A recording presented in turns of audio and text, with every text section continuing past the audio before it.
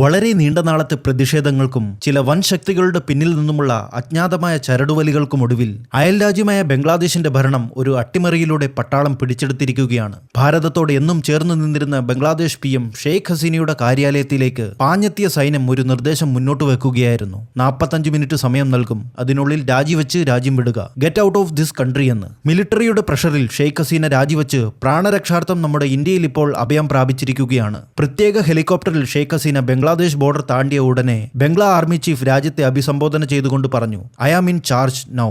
ബംഗ്ലാദേശ് ഇനി ആർമി ഭരിക്കുമെന്ന്. ഒരു ഇടക്കാല സർക്കാർ ഇനി നിലവിൽ വരും വരെ ഇനി ബംഗ്ലാദേശിനെ ഭരിക്കുക ഇവരുടെ ആർമി ചീഫ് വഖറുസ്സമാൻ ആയിരിക്കും. ബംഗ്ലാദേശിൽ നടന്ന ഈ മിലിറ്ററി കൂപ്പിന് ശേഷം ഏറ്റവും അധികം ആശങ്ക പരന്നിരിക്കുന്നത് അയൽരാജ്യമായ നമ്മുടെ ഭാരതത്തിലാണ്. കാരണം അജ്ഞാതമായ ചില കാരണങ്ങളാൽ തുടർച്ചയായി നമ്മുടെ അയൽരാജ്യങ്ങളിൽ ഉണ്ടാകുന്ന പൊളിറ്റിക്കൽ ഇൻസ്റ്റബിലിറ്റി തന്നെ.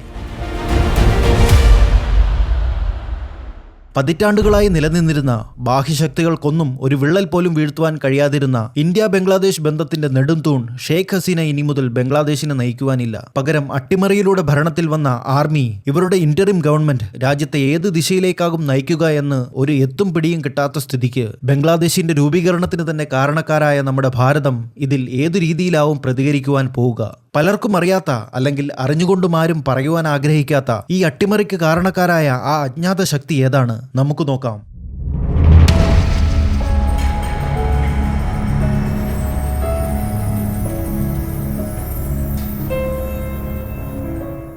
ഒരു രാജ്യത്തെ ഇൻഡയറക്റ്റായി തകർക്കണമെങ്കിൽ വളരെ സിമ്പിളായ ഒരു ജിയോപൊളിറ്റിക്കൽ സ്ട്രാറ്റജിയുണ്ട്. അയൽ രാജ്യങ്ങളിൽ അരക്ഷിതാവസ്ഥ പരത്തുക, പൊളിറ്റിക്കൽ ഇൻസ്റ്റബിലിറ്റിയെ ഉണ്ടാക്കുക.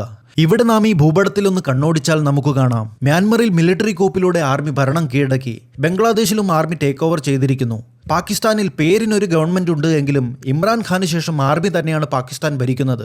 ഇത്രയധികം അൺസ്റ്റേബിളായ ഒരു അവസ്ഥയിലും നമ്മുടെ ഭാരതം, മദർ ഓഫ് ഡെമോക്രസി, ജനാധിപത്യത്തെ മുറുകെ പിടിച്ചുകൊണ്ട് ലോകരാജ്യങ്ങൾക്കെല്ലാം ഒരു മാതൃകയായി നിൽക്കുന്നു എന്നത് ഒരു ഭാരതീയൻ എന്ന നിലയ്ക്ക് നമുക്ക് ഏറ്റവും അഭിമാനിക്കാവുന്ന ഒരു കാര്യമാണ്. എന്നാൽ ബംഗ്ലാദേശിൽ ഇത്തരമൊരു അട്ടിമറിയെ നാം തീർത്തും പ്രതീക്ഷിച്ചിരുന്നതല്ല. ഇതിന്റെ കാരണം തേടിപ്പോകുമ്പോൾ 2024 ആദ്യ മാസങ്ങളിൽ ബംഗ്ലാദേശിൽ നടന്ന തെരഞ്ഞെടുപ്പിനോടനുബന്ധിച്ച് അമേരിക്ക നടത്തിയ ഒരു സ്റ്റേറ്റ്മെന്റിൽ നമ്മുടെ ശ്രദ്ധ പതിഞ്ഞേക്കാം.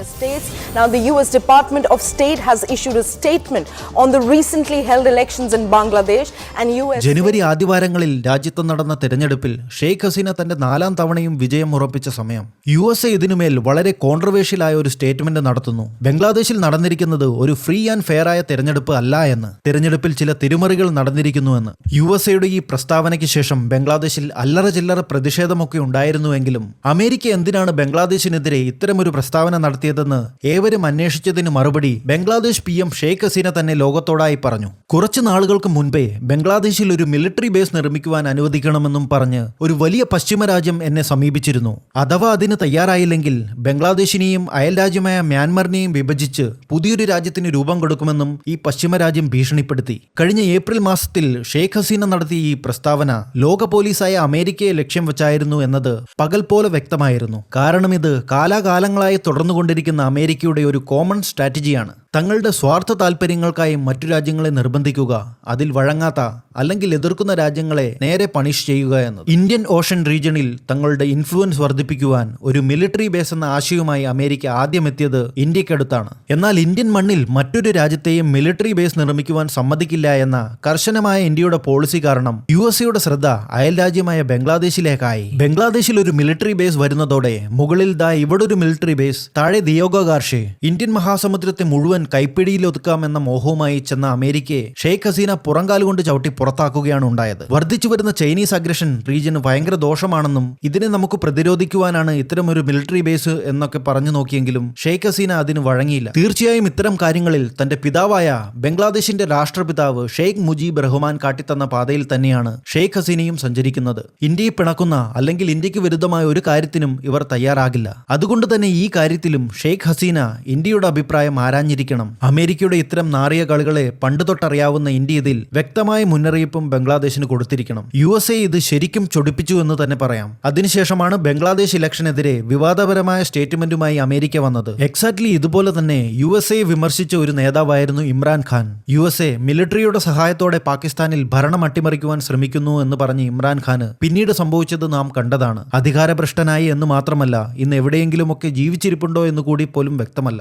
ഷെയ്ഖ് ഹസീന ഇവിടെ ഇമ്രാൻഖാനെ പോലെ അമേരിക്കയെ പേരെടുത്ത് പറഞ്ഞിട്ടില്ല, ഒരു വലിയ വെസ്റ്റേൺ കൺട്രി എന്ന് സൂചിപ്പിക്കുകയേ ചെയ്തുള്ളൂ എങ്കിലും പിന്നീട് നാം കണ്ടതാണ് ബംഗ്ലാദേശിൽ ഒന്നൊന്നായി ആഭ്യന്തര പ്രശ്നങ്ങൾ ഉടലെടുക്കുന്നത്. റിസർവേഷൻ പുനഃസ്ഥാപിച്ചുകൊണ്ട് ബംഗ്ലാദേശിലെ ഒരു ഹൈക്കോടതി നടത്തിയ വിധിയിന്മേലുണ്ടായ പ്രതിഷേധം പിന്നീട് രാജ്യവ്യാപകമായി വൻതോതിൽ പരക്കുകയാണ് ഉണ്ടായത്. എഗെയിൻ ഇവിടെ ശ്രദ്ധിക്കേണ്ട കാര്യമെന്തെന്നാൽ ഇത് ഷെയ്ഖ് ഹസീനയോ ഇവരുടെ ഗവൺമെന്റോ എടുത്ത ഒരു തീരുമാനമല്ല. ഹൈക്കോടതിയുടെ ഈ കോട്ട സിസ്റ്റത്തെ പുനഃസ്ഥാപിച്ചുകൊണ്ടുള്ള വിധിയെ പിന്നീട് സുപ്രീം കോടതി റദ്ദാക്കുകയും പ്രതിഷേധക്കാർക്ക് അനുകൂലമായ ഒരു വിധി പുറപ്പെടുവിക്കുകയും ചെയ്തുവെങ്കിലും പ്രതിഷേധക്കാർ പിന്നീടും പ്രതിഷേധം തുടർന്നുകൊണ്ടിരുന്നു. ഈ സമയത്താണ് ഒരു എക്സ്റ്റേണൽ ഏജൻസി ഈ പ്രതിഷേധത്തെ സപ്പോർട്ട് ചെയ്യുന്നു, ഫണ്ട് ചെയ്യുന്നു എന്നൊക്കെയുള്ള വാർത്തകൾ അവിടിവിടങ്ങളായി ഉയർന്നു വന്നിരുന്നത്. ഷെയ്ഖ് ഹസീനയെ ഒരു ഡിക്റ്റേറ്റർ എന്ന് മുദ്രകുത്തി ഇവർ രാജിവെക്കണമെന്ന് പറഞ്ഞ് പ്രതിഷേധക്കാർ രാജ്യത്തിന്റെ രാഷ്ട്രപിതാവ്, അതായത് ഷെയ്ഖ് ഹസീനയുടെ പിതാവ് ഷെയ്ഖ് മുജീബ് റഹ്മാന്റെ പ്രതിമ വരെ തല്ലിത്തകർത്തു. ഇതിന്റെ തുടർച്ചയാണ് നാം ഇപ്പോൾ കാണുന്ന മിലിറ്ററി അട്ടിമറിയും ഷെയ്ഖ് ഹസീനയുടെ നാടുകടത്തലും. നിർണായക ഘട്ടത്തിൽ എന്നും ബംഗ്ലാദേശിനൊപ്പം നിൽക്കുന്ന ഇന്ത്യ ഇതിൽ എന്ത് തീരുമാനമാവും എടുക്കുക എന്ന് നമുക്ക് കാത്തിരുന്ന് കാണാം. ബംഗ്ലാദേശിൽ ഇനി നടക്കാൻ പോകുന്ന സംഭവങ്ങളെ